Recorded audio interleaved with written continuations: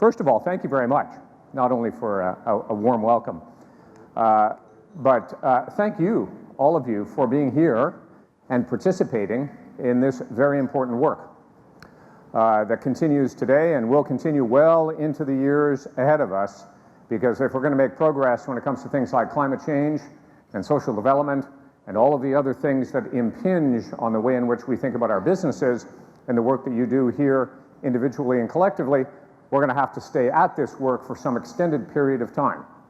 And I say that partly in relationship to things like the blue box and the kinds of changes that we need to go through, and I'm going to talk about packaging in a minute. But I'm really trying to think about what this means for businesses that travel around at scale and have to think about what the future means to our businesses. So I'm going to spend a little bit of time talking about Unilever. I'm going to talk about the circular economy and what that means to Unilever and what that means to our strategy, and then talk a little bit about packaging specifically. I'll weave it in a bit, but I'm going to talk about packaging specifically and about where I think the future for packaging, particularly plastics, of course, is going into the future. The underpinning for this is our strategy at Unilever. Unilever has a strategy called the Unilever Sustainable Living Plan, and I've said this many, many times. Joe, you've heard me say this before. It is not a sustainability strategy. It is a business strategy. It just happens to have sustainable living in the title, and I'll come back to why I think that is absolutely critical. There are three main components to this strategy. They are well known, and they've been in the marketplace for now approximately 6 years, and we have not suffered. In fact, we have prospered as a result of this particular strategy. We are, of course, as a business, going to grow the business. The objective of the Sustainable Living Plan, which has a duration of 10 years, is to double the size of the business, which is an extraordinary ambition for a business that has been in business for 130 years. So we intend to effect a doubling of the business in 10 years for something that our ancestors took 120 years to do. I call that a very ambitious plan. However, at the same time, we have to ensure that we decouple that growth of our business, and indeed all of our operations, from our environmental performance. So we have to make sure that any growth, any kind of development of our business, indeed the performance of our business, is disconnected from our environmental footprint, and that we reduce that footprint. That has everything to do with the sustainability of the planet, but it also has a great deal to do with the sustainability of our business. And the third major element of the plan is to increase the positive social impact of our business. And that is translated in the Sustainable Living Plan into this commitment. We will improve the livelihoods of over 1.5 billion people on this planet to enable them to live more sustainably. And people will think about that and they'll go, oh my God, how on earth can you possibly have an ambition like that? That must be the height of arrogance. It must be the height of whatever extraordinary thing you might have been thinking about when you penned that. However, let's keep in mind that 2 billion times a day people reach for our products. 2 billion times a day we have an opportunity to do the right thing by consumers or the wrong thing by consumers. Nearly 200 million times a day somebody buys our product.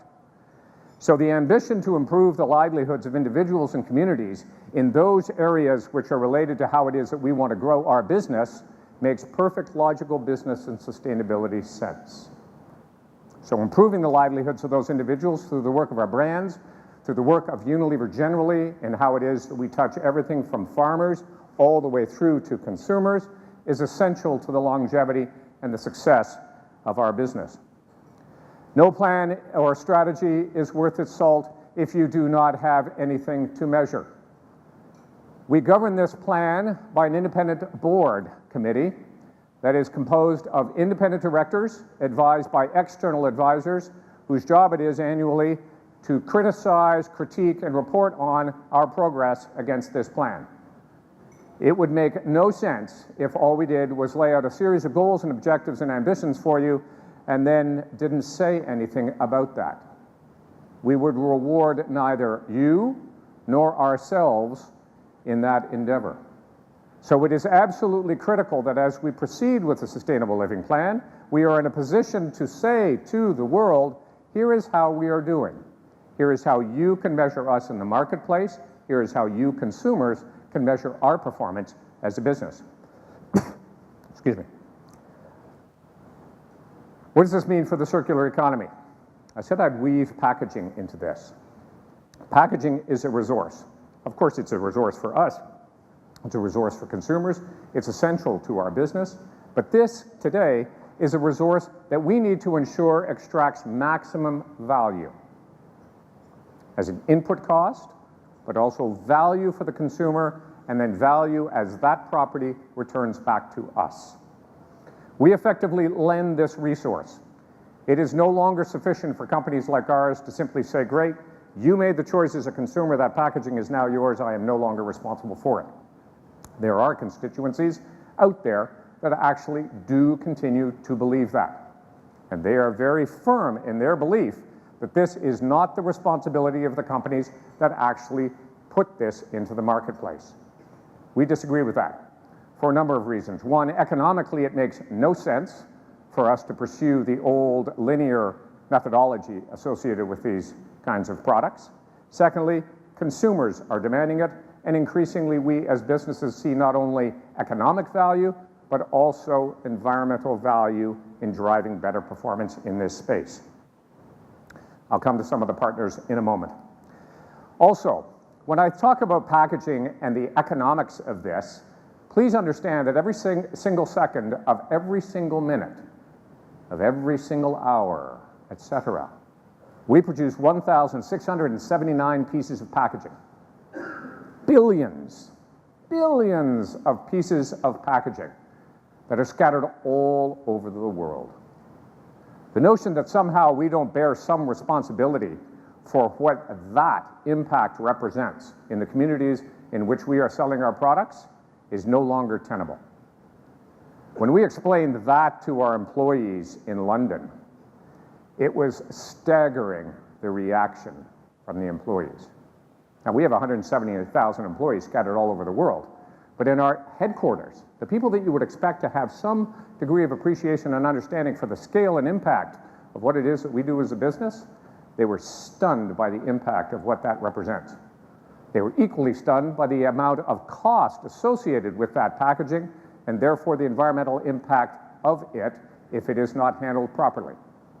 Last week, The Economist reflected on the fact that by 2050, the weight of fish in the ocean will equal the amount of plastic in the ocean. Now, I have no basis for understanding whether or not that's actually going to happen, but the fact that somebody at The Economist is suggesting that prospect tells me that we need to do a remarkably better job in this space. Not because we need to invent a new technology, the way some of the speakers were talking about before, but we just need to use the existing technology to do a better business job about this. We have a series of commitments in our plan associated with our packaging. They were on that slide that also talked about what it is that we are going to measure. We're going to have the waste associated with our packaging by 2020. Reduce the weight of our packaging that we use by a third. Understanding, of course, that that has operational concerns and considerations for those who have to operate recycling systems. But we have to be mindful of that, and we have to accommodate that in how we develop those systems. We need to increase our recycling rates, we've said by 20% in the 14 top countries, which account for about 65% of Unilever's business. That's a manageable number, we think. It still astounds me, even as somebody who draws a paycheck from Unilever, that that number is as low as it is. It still astounds me that it is as low as it is. Our ambitions must crest over those things. And in fact, if we don't succeed in beating that number by a wide margin, I will be deeply disappointed in us as an enterprise, but also in the partners that we work with who are going to help us achieve this particular objective. We're also going to increase our recycled content in plastic packaging by 25%. So how are we doing? This slide just gives you a sense of the progress that we are making on the things that we are trying to measure in this space. So, PCU, per consumer unit, we're reducing the weight of our packaging. We're increasing our recycling rates. We have made progress in this space, largely because we know what to measure, and we've got policies and practices and therefore directions into the business to require people to do this kind of work. And we are increasing our post-consumer materials. But this slide talks about accomplishments to date. It does not talk about what it is that we need to do into the future, and it doesn't even begin to capture the nature of the opportunity that exists to innovate new packaging, to design packaging materials at scale across industries and across industry sectors in a manner that allows us to lift a number like 20% much, much higher. And that is the objective that really exists out there for people in business today. This is just a reflection of our current accomplishments. It is not what we aspire to achieve. By 2025, all of our plastic packaging will be reusable, recyclable, or compostable. That is a commitment that was made most recently by our CEO at the same time as he made a carbon commitment, which I'll come to in a moment. And of course, the 25% of packaging coming from recycled content, because we are not seeing enough energy and enough innovation and enough assistance across industry sectors. We need to continue to demonstrate leadership, but we need followership in this space. We are not traveling here into the unknown. Again, this is not like scientists trying to invent new technologies. We know what needs to be done. We have the capability to do it. The question is, do we have the organizational skill? Do we have the organizational will? And do we have the partners out there who share objectives like this in order to improve environmental performances while also increasing the economic benefit associated with an objective like this? Because it all requires scale, synergy, and innovation, and we need that at pace now. One area that has bedeviled our business is an unfortunate story that grew out of the need in a lot of places in the developing world for access to some of our detergent and rinse agent products. Consumers in communities that don't have as much money as people in North America or in Europe, who could not afford to buy packaging and packages of goods at the rate and in the size and in the complexion of some of the products that you can see on store shelves here, but that were able to consume small sachets of various products, detergents, rinse agents, and so on. The dark side to that story is that there are billions and billions of those sachets that have no place to go. Because in most of those countries, not only do they not have sophisticated systems like blue boxes like we have here in many places in Canada, they don't have litter control opportunities in those jurisdictions.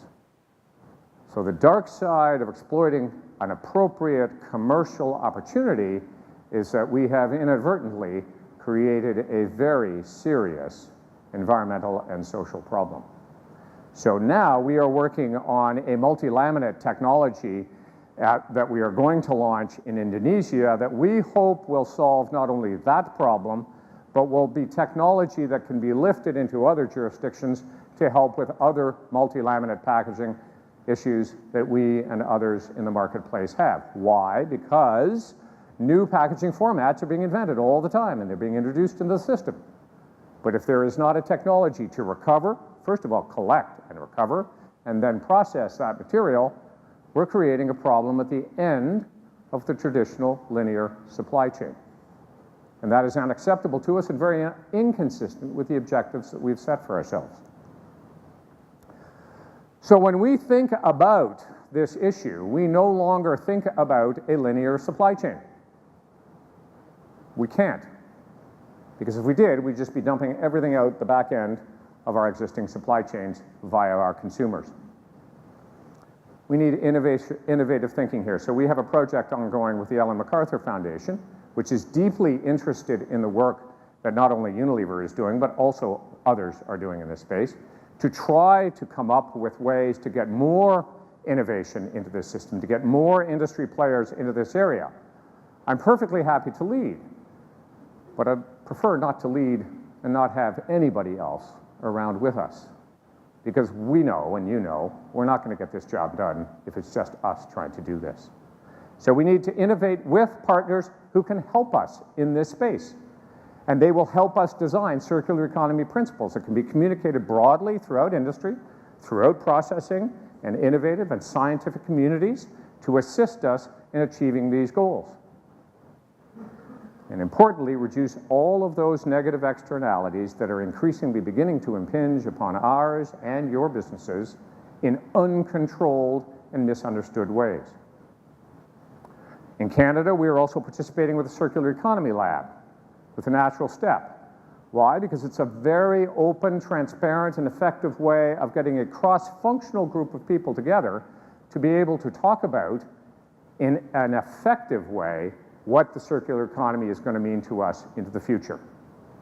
And we need to lead that, not as a company, but as a group in that space, because we need to also assist our colleagues in government coming to the table. One of the groups that unfortunately is left by the wayside in a lot of these discussions, and should not, is in fact government. And I write government large.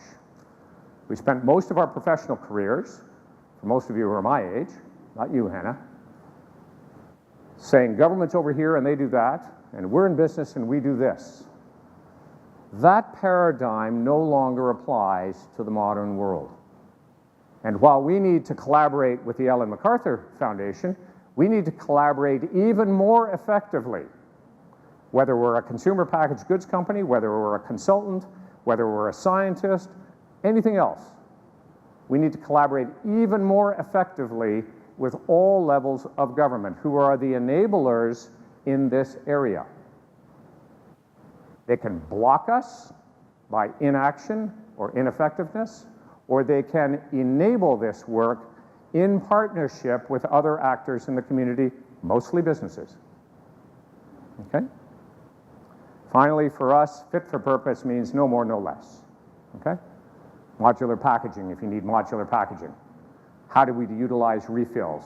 More problematic on the food side, not so problematic on the detergents and the home care side, where we spend a lot of our time in other parts of the world. And of course, the increasing need to drive recycled content to improve markets. That's what the linear and circular economy looks like for the Natural Step and the Rapid Lab that just completed. There is nothing on this slide, for those of you who can read it, there is nothing on this slide that you cannot understand at first glance. Nothing. There is no principle here that is foreign to us. There is no idea that somehow leaps off this page that is brand new. All it shows you is that you take waste disposal as the end of the tailpipe and you swing that supply chain around. There's absolutely nothing mysterious about that. I wish I could say there was, right?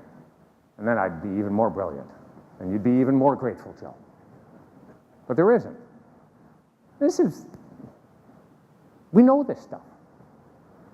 We just haven't applied ourselves to doing it because traditionally we believed that somebody else was going to be responsible for any problem that we dropped out of the back end of our business. And that's not happening anymore. So that's what the circular economy looks like in a format that the Natural Step produces.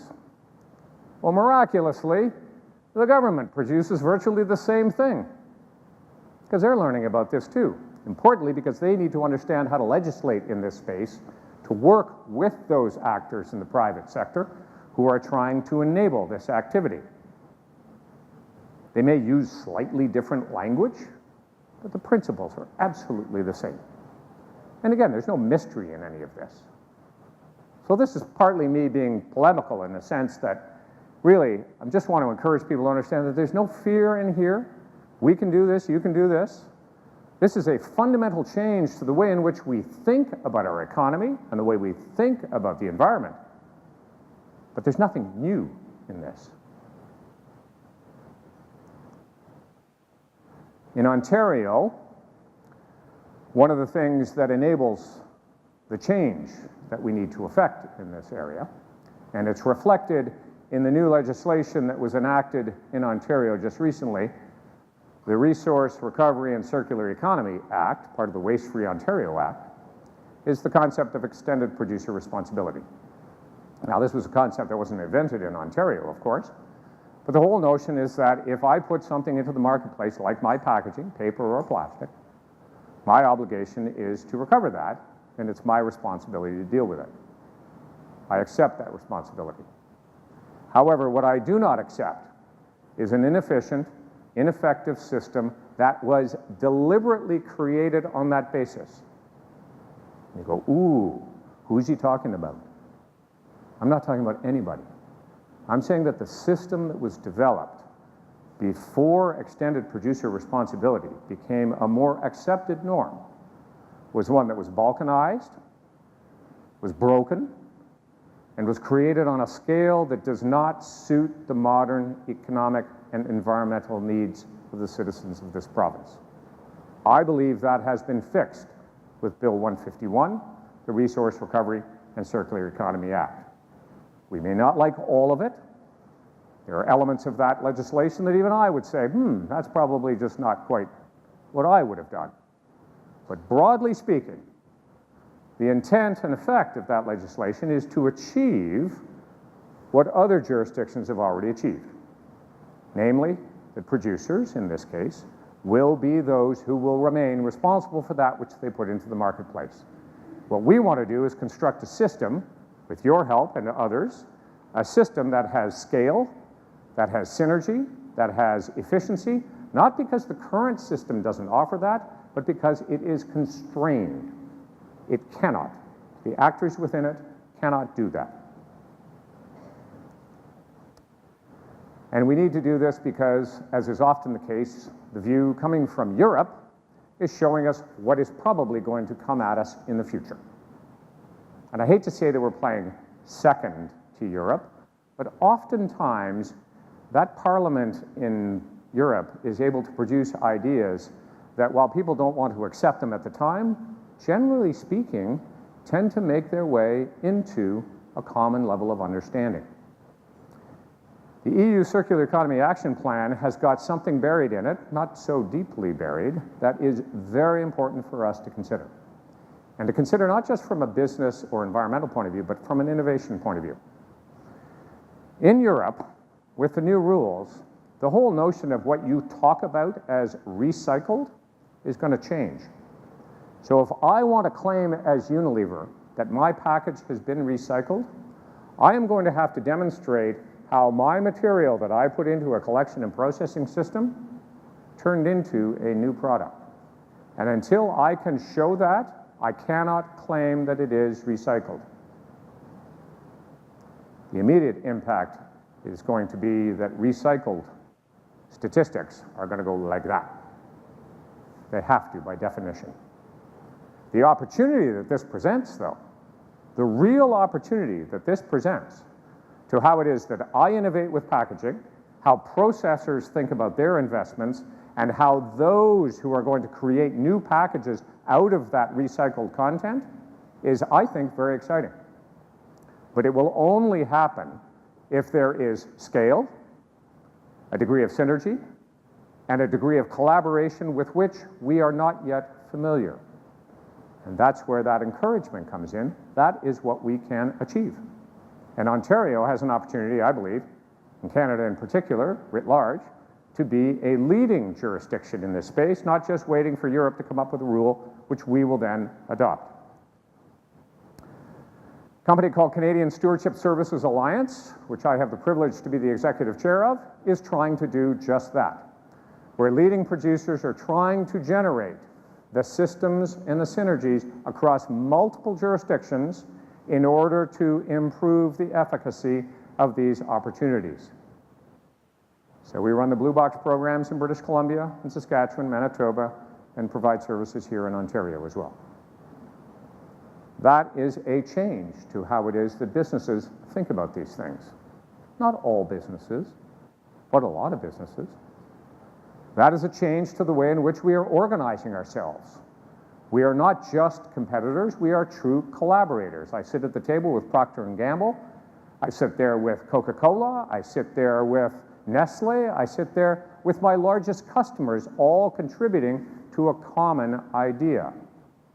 One that is either pre or post-competitive, depending on where you are in terms of your thinking of the circular economy.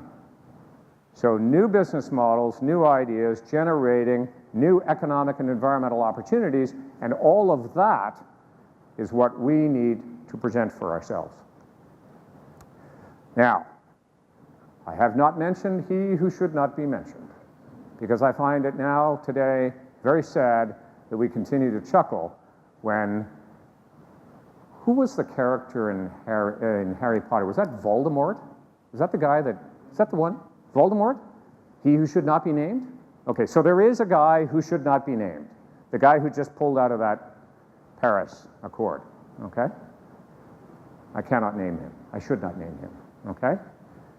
But the reason I've got this up here is the whole notion of the circular economy and any impact that we want to have with respect to circular economy thinking, packaging reduction, environmental performance is so intricately linked with the emerging climate policies in Canada, in the provinces in Canada, and increasingly throughout the United States, despite he who shall not be named doing what he's doing in Washington. We have to consider this as a package. And Unilever sees this very much linked together. Our intention is to be carbon positive by 2030. We laid out that commitment before Mr. Pullman went to Davos last year so that he could stimulate a discussion with both industry and government colleagues at Davos about what that would represent for a business of a size like ours. Now, when we say that, we talk about our own operations.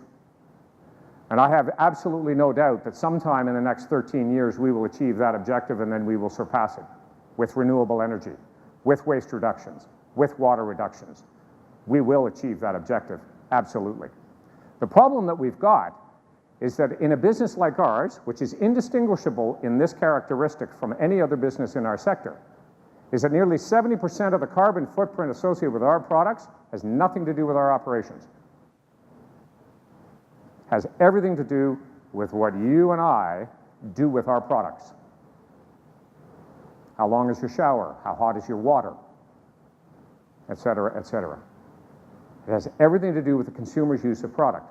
And we have struggled with this for the last 6 years to try to figure out how are we going to crack this 70%. And as marketers, of course, we sit there and we go, well, we should advertise, we should market, we should teach consumers. Nah, ain't gonna work. It cannot possibly work simply to tell a consumer to take a shorter shower, that that's gonna help. We now need to apply ourselves as a business to how it is that energy systems, packaging systems, waste systems, water systems are being deployed in all of the communities in which we operate, because it is only through those changes that we are going to have the kind of impact on that 70% of the carbon footprint that we must have if we are going to achieve our overall objectives in the Sustainable Living Plan. So our business objectives, our strategy, then becomes something that is writ on a stage and a scale that is truly global in reach. And we invite everybody to come along and help us in that work, because we will not do this alone. Carbon pricing is coming to Canada, but carbon pricing will only be one element of what it is that we have to try to figure out in this particular part of the world. Some of the technologies that were spoken of this morning and that will be spoken of this afternoon are going to be essential to how this problem gets solved. And we understand the seriousness of this problem. I can speak to the Environmental Commissioner of Ontario, I can speak to almost anybody about how serious this particular challenge is and how desperate the work is going to have to become in order for us to make significant progress. But again, it's not unknown. This is work that we can do, mostly with technologies that already exist in front of us. Some of those are economic, pricing signals in the marketplace. Some of them are technical. Many of them are going to be social and community-driven in terms of the ambition of the societies and the communities that make up where we live.